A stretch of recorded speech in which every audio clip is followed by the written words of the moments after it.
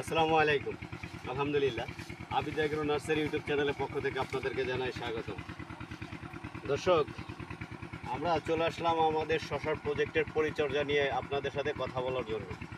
দেখেন, আমরা কিন্তু আজকে আমাদের এই শশা গাছের যে পাতাগুলি, এগুলো কিন্তু কেটে দিচ্ছি।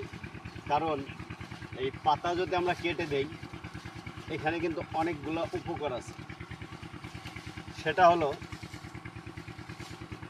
যেমন এই গাছের যে পাতা গোড়ার নিচে যে জালিগুলো আছে, এই জালিগুলোতে আলো বাতাস পাবে, প্লাস এই জালিগুলা নষ্ট হবে কম। দ্বিতীয়ত, আপনার এই গাছের পাতাতে যে স্পট লাগে, আমরা বলি যে ডাউনি মিলডিউ বা রেড ব্লাস্ট, এইসব রোগ থেকে আপনার এই প্রজেক্ট মুক্তি পাবে।